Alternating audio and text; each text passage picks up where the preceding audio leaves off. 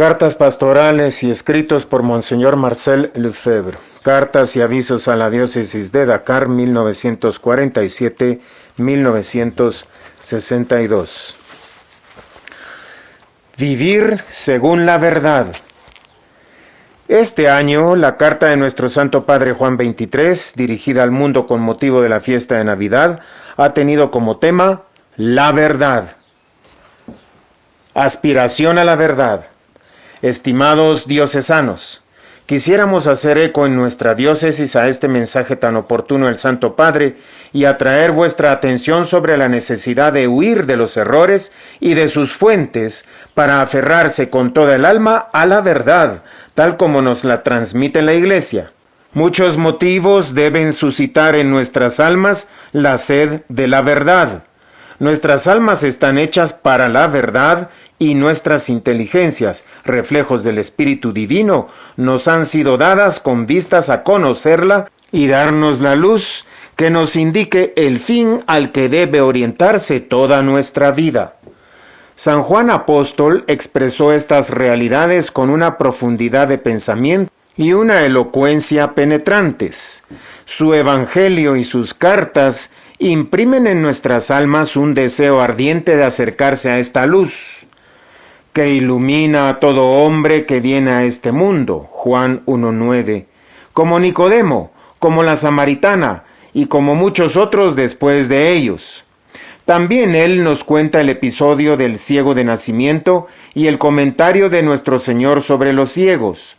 Nuestro Señor, que alababa a los que acudían a él como ciegos, censuraba a los escribas y fariseos que, siendo ciegos, pretendían ver la luz y tener la verdad. Son imagen de la gente que viene a la iglesia, maestra de la verdad, con la pretensión de imponerle sus ideas y sus propios conceptos, en lugar de venir a ella con una inteligencia siempre sedienta de verdad y dispuesta a recibirla y hacerla fructificar. Dichosos los que se abrevan en las verdaderas fuentes de la luz y evitan las que son dudosas y desaconsejadas por la Iglesia. ¿Por qué este deseo tan profundo de las almas por la verdad? Es que la verdad, como reafirma el Papa, es la realidad. La inteligencia que está en la verdad comulga con la realidad del ser divino o del ser creado. El error. El que se forja su propia verdad vive en la ilusión y en un mundo imaginario. Crea en su mente una película de pensamientos que solo tienen las apariencias de la realidad. Vivir en lo irreal y, sobre todo, intentar poner en práctica concepciones creadas en su totalidad por una mente imaginativa es, por desgracia, la fuente de todos los males de la humanidad. La corrupción de los pensamientos es mucho peor que la de las costumbres, pues el escándalo de las costumbres es más limitado que el de los errores, ya que se difunden más rápido y corrompen pueblos enteros. Deber de denunciar los errores. Por eso, el deber más urgente de vuestros pastores, que deben enseñaros la verdad, es diagnosticaros las enfermedades de la mente, que son los errores. La Iglesia no deja de enseñar la verdad y señalar por lo mismo el error. Desdichadamente, hay que reconocer que muchas mentes, incluso entre los fieles, o no se preocupan de instruirse en las verdades, o cierran los oídos a las advertencias. ¿Cómo no deplorar, como ya hacía San Pablo, que algunos de los que han recibido la misión de predicar la verdad ya no tengan valor de proclamarla o la presenten de modo tan equívoco que ya no se sabe dónde se sitúa el límite entre la verdad y el error? Quisiéramos señalaros, queridos fieles, en las breves consideraciones siguientes, el peligro de algunas tendencias para que las evitéis cuidadosamente y, si os dais cuenta de que las poseéis, tengáis virtud y valor para renunciar a ellas, buscando la verdadera luz donde se dispensa con toda su pureza. Lenguaje equívoco. Antes de denunciar algunas orientaciones de pensamiento, llamamos vuestra atención sobre el modo con que las expresan quienes las profesan. Se puede decir que hoy existe cierta literatura religiosa o que pretende ocuparse de religión, que tiene el talento de emplear palabras equívocas o forjar neologismos de tal forma que ya no se sabe con certeza qué quieren decir. Los que escriben o hablan de ese modo esperan seguir teniendo la aprobación de la Iglesia y al mismo tiempo satisfacer a los que están fuera de ella o que la persiguen. De tal manera que en los términos libertad, humanismo, civilización, socialismo, paternalismo y colectivismo, podríamos agregar muchos otros, llegan a afirmar lo contrario de lo que significan esas palabras. Evitan definirlas y dar precisiones necesarias, hasta incluso las definen de manera nueva y personal, de tal modo que estamos lejos del sentido usual, con lo cual satisfacen a los que atribuyen a estas palabras su auténtico sentido y se justifican dándoles otro completamente distinto. Esta concepción del lenguaje es la señal de la corrupción de los pensamientos y, quizás en algunos, de una verdadera cobardía. Además, es señal de espíritus débiles que temen la luz y la claridad.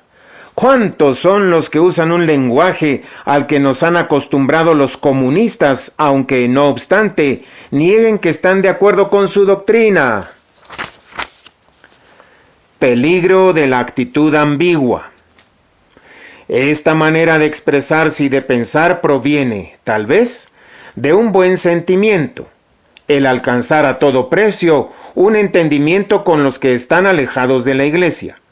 En lugar de buscar las causas profundas de tal alejamiento y otorgar su plena eficacia a los medios instituidos por nuestro Señor, esas mentes, bien intencionadas, pero ignorantes de la verdadera doctrina de la Iglesia, intentan reducir las distancias, tanto doctrinales como morales y sociales, entre la Iglesia y los que la desconocen o la combaten. Para aproximarse aún más a esos alejados, consideran un deber afirmar y amplificar a través de ellos mismos todo lo que les parece reprensible en la Iglesia, para lo cual no dudan en propagar lo que dicen sus enemigos. Obrando así, se ilusionan totalmente sobre el resultado de su acción. No hacen sino consolidar en su error a los que son ignorantes o se oponen a la Iglesia y no dan a las almas la verdadera luz, nuestro Señor Jesucristo, y su obra de predilección, la Iglesia. Ahora bien, los que no ven aspiran íntimamente a la luz y a su vez quedan sorprendidos al ver abundar en su sentido a los que normalmente tendrían que oponerse a sus concepciones. Su eficacia ilusoria con los paganos. Así, los paganos no esperan de nosotros que justifiquemos todas sus costumbres.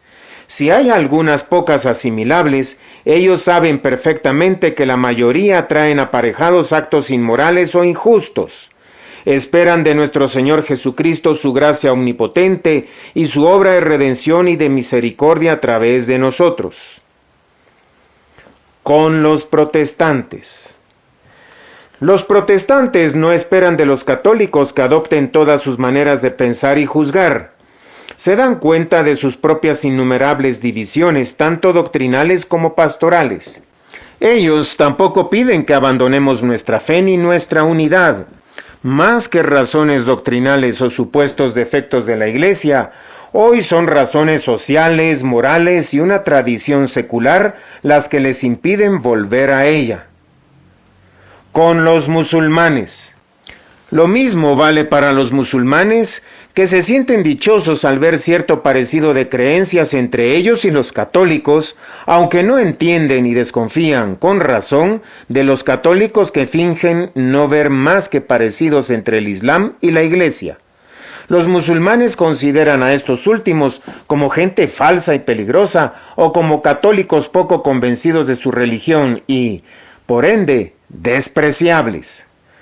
¿Cómo no dar la razón a los musulmanes que aprecian al católico convencido y practicante, que cree firmemente en su religión y procura manifestar su verdad y sus beneficios?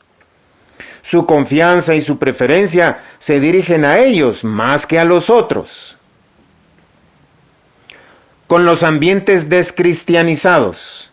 Hay que comparar estas actitudes con las que adoptan estos mismos católicos con los cristianos que se han vuelto incrédulos o con los ámbitos que han abandonado la práctica religiosa. No los atraeremos a nosotros asimilándonos a ellos en el lenguaje, hábitos y trabajo, sobre todo cuando se trata del sacerdote. El sacerdote es hombre de Dios y tiene que presentarse como tal, y, en tal calidad, tiene el derecho de dirigir a sus ovejas y de que le acompañe la gracia de nuestro Señor. Las almas han sido creadas con una necesidad de Dios y de nuestro Señor, e incluso cuando rechazan a sus mensajeros, manifiestan sus creencias íntimas. Con los comunistas. No completaríamos este análisis si no agregáramos la tendencia de tales católicos favorables a una apertura al comunismo. Se trata también de un grave error el procurar a toda costa encontrar en el comunismo lo que supuestamente sería asimilable. Elogian su éxito económico, científico, técnico, etc. No quieren admitir con la Iglesia que ese comunismo es un concepto de la humanidad profundamente antinatural e inhumano. Es una construcción ideológica fundada en principios políticos, sociales y económicos totalmente opuestos a los de la Iglesia. Es una impostura decir, como afirman algunos, que igual que la Iglesia condenó la Revolución Francesa y hoy ha acabado aceptándola, terminará asimilando también el comunismo que hoy repudia, pues es falso que la Iglesia haya aceptado los errores de la Revolución Francesa, que ha denunciado y seguirá denunciando. Los que están sometidos a estas tendencias y las expresan, traicionan igualmente a todos los cristianos mártires y a las iglesias mártires por haber afirmado su fe y haber rechazado los errores. Aunque los comunistas aprovechan esta apertura de algunos católicos para activar su lucha mundial contra la Iglesia, los desprecian profundamente y no los salvarán el día en que ellos sean los patrones. Aprecian más a los que defienden valientemente su fe. Nos parece útil seguir analizando los ejemplos de estas tendencias con el fin de ponerlas bien de relieve y ayudaros, queridos fieles, a reconocerlas y, en dado caso, a prevenirse contra ellas. La Iglesia ha precisado varias veces su pensamiento en materia de sociología o de política, entendida en el sentido de los principios fundamentales de la sociedad. Peligro del equívoco en el socialismo. Nos parece provechoso examinar bajo esta luz lo que hoy se llama socialismo. Claro que se puede dar al propio término de socialismo una definición nueva, más compatible con los principios de la Iglesia, pero en este modo de expresarse existe el peligro de adoptar en los hechos la doctrina socialista muy a nuestro pesar, pues el concepto socialista de la sociedad forma un conjunto lógico del que es muy difícil disociar los elementos. No cuesta nada decir que se está a favor de un socialismo creyente o personalista, expresando así que se intenta repudiar un aspecto del socialismo. Sin embargo, si se quiere aplicar lógicamente su creencia a la vida pública y privada, hay que reconocer a Dios unos derechos sobre las personas, las familias y las sociedades. Reconocer que estas realidades tienen en Él su origen y que, por consiguiente, la autoridad de los jefes de familia y de los responsables de la sociedad viene de Él y no reside esencialmente en el pueblo, todo lo cual supone afirmaciones contrarias a la teoría socialista. Además, el socialismo no es solamente arreligioso, sino que la negación de Dios lo lleva a transferir supuestamente al pueblo soberano, aunque de hecho al Estado, los mismos atributos de Dios. Las decisiones del Estado se convierten en fundamento del derecho y ningún principio de derecho es superior al del Estado. Por eso legislará sobre el derecho de las personas, particularmente el de propiedad, sobre los derechos de las familias, educación de los hijos, régimen matrimonial, divorcio, y sobre las asociaciones civiles, culturales, religiosas. Y todo esto según su sola voluntad. De este modo vemos qué difícil es no despreciar los derechos de Dios cuando se legisla de un modo arbitrario sobre sus criaturas. Es verdad que hay que ser social en el sentido de buscar el bien común para el progreso y bienestar de todos los ciudadanos, pero la coacción que sufren aquellos mediante las leyes que pretenden dejar en manos del Estado toda iniciativa en la actividad económica, social y cultural es absolutamente contraria a su expansión y su progreso. El buen ordenamiento y la unidad del Estado no exigen la supresión de las iniciativas privadas, aunque el Estado, mediante su organización y armonización, dirigirá su participación y actividad para lograr un progreso rápido y espontáneo de la sociedad entera, y eso con gastos considerablemente reducidos. El socialismo, al poner todo en manos del Estado, asfixia a la sociedad con reglamentos y la aplasta con impuestos, pues su gestión requiere una burocracia monstruosa. Al igual que Dios ha puesto riquezas insospechadas en la naturaleza, también ha puesto riquezas de inteligencia, de arte, de espíritu de empresa, de ingenio, de caridad y de generosidad en las mentes y corazones de los hombres, riquezas insondables que, para desarrollarse y alcanzar toda su eficacia, deben permanecer en el marco natural que Dios ha establecido. Si el Estado tiene algún derecho sobre el uso de tales riquezas en vista al bien común, al querer apropiárselas y estatizarlas, las extingue, tal como ocurriría si quisiese desplazar un manantial de su lugar de origen o trasplantar un árbol frutal desde su buena tierra para ponerlo en su casa y aprovechar sus frutos. Dios, en su sabiduría, ha asignado a cada cual su papel, sus competencias y sus responsabilidades. Al querer reemplazar a Dios, el hombre destruye todo. Es verdad que es alentador ver que un buen número de gobiernos africanos, aunque afirman que se inspiran en el socialismo, han renegado públicamente de su ateísmo. Es de desear que este reconocimiento de Dios no se limite al derecho de honrarlo públicamente, sino que se extienda también al reconocimiento de los fundamentos y de los principios del derecho natural depositados por Él mismo en la naturaleza de las personas, de las familias y de las sociedades. Principios que los responsables de la sociedad pueden precisar por un derecho positivo, pero no pueden ignorarlos sin destruir la obra de Dios y, por lo mismo, introducir injusticias cuyas víctimas suelen ser los que no cuentan con medios para hacer valer sus derechos. Tales son las consideraciones que nos ha parecido oportuno someter a vuestra reflexión, queridos diocesanos, con toda caridad y solicitud, para así esclarecer bien la orientación de vuestros pensamientos, según la siguiente advertencia de nuestro Santo Padre Juan 23. Se abren comillas. Es culpable no solamente el que desfigura deliberadamente la verdad, sino también el que, por miedo a no parecer íntegro y moderno, la traiciona por la ambigüedad de su actitud. Cierre de comillas. Verdadera actitud del cristiano hacia la verdad. Como complemento necesario a lo que acabamos de expresar y para evitar la culpabilidad de la cual nos habla el Santo Padre, quisiéramos poner ante vuestros ojos algunas líneas del Padre Danielú que expresan perfectamente la actitud del cristiano ante la verdad. Os servirán de exhortación para seguir adelante por un camino bien esclarecido por la luz de nuestro Señor y de su Iglesia. Se abren comillas. Si no decimos la verdad a los demás, tal vez es porque sentimos que no están dispuestos a recibirla, pero muchas veces es también por cobardía, por egoísmo y porque no tenemos el valor de enfrentar su disgusto. Como tememos desagradarlos, no nos atrevemos a amarlos verdaderamente y hasta el fin, pues amar a los demás es querer su bien, incluso en contra de ellos mismos. Amar a los demás es ayudarlos a que triunfe en ellos la verdad sobre su pobre realidad diaria. Amar es ayudar a cada hombre a realizar en sí el designio de Dios y es evidente que esta forma de caridad impide conceder a los demás lo que sabemos que no es para su bien.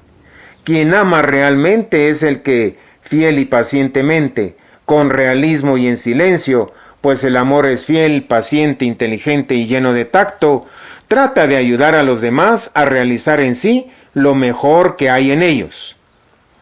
En el mundo de hoy, millones de almas están privadas del pan vivo de la verdad, y eso es algo que no podemos tolerar. Sin embargo, lo toleramos con demasiada facilidad, pues soportar a alguien no es amarlo. Aquí no se trata de combatir, sino de salvar. Generalmente pensamos demasiado que no queda lugar entre el conflicto y la complicidad. Sí lo hay. Es el amor que no soporta ver a los hombres fuera de lo que sabemos es la verdadera vida, y que procuramos ayudarlos a realizar en sí mismos esta vida y nos dirigimos sin desmayo a todos los hombres. Aunque la primera de las caridades es comunicar la verdad, hay que transmitirla en la caridad. Hay una manera de servir a la verdad que, precisamente al no servirla suficientemente en la caridad, acaba haciéndole mal. Sabemos muy bien que puede haber algo muy impuro en nuestra manera de sentir la verdad, convirtiéndola en asunto nuestro, y su triunfo es nuestro triunfo.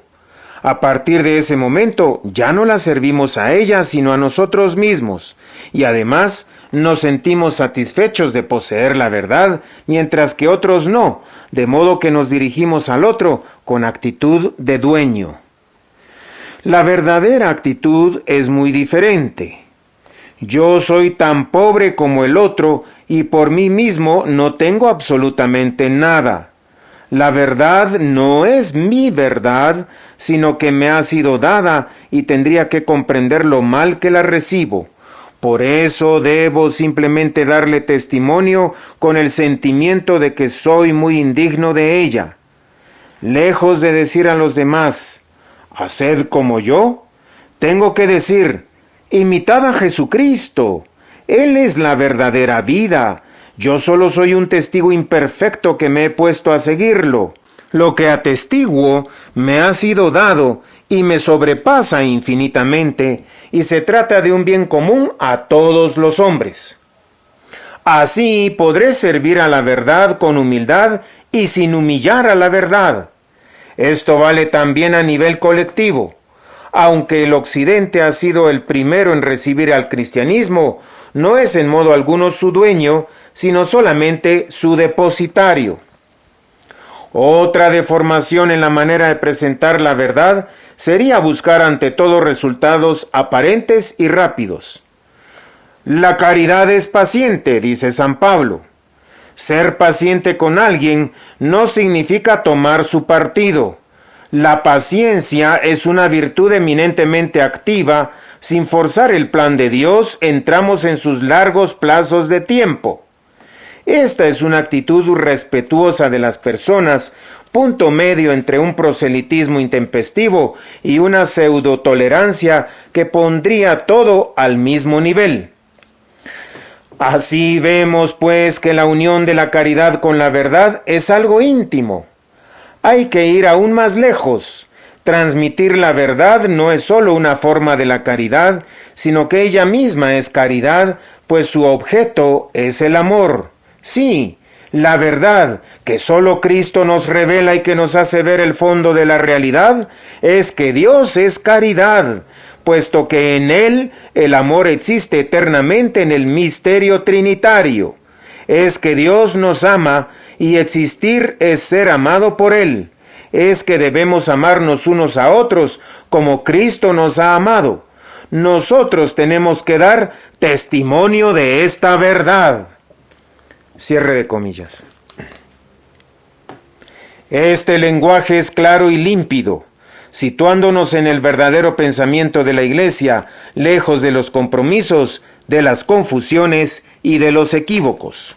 Sigamos siendo siempre fieles discípulos de nuestro Señor Jesucristo, firmemente cristianos, católicos y aferrados a su Iglesia, que es nuestra madre, siempre muy respetuosos con las personas, pero deseosos de verlas compartir nuestra felicidad, dispuestos a soportar y sufrir todo por la salvación de las almas, salvación que está en nuestro Señor. Queridos diocesanos, ojalá estas páginas os hagan entender mejor que el medio verdadero y más seguro de ser caritativos y de hacer algún bien a vuestro alrededor es mostraros plenamente cristianos.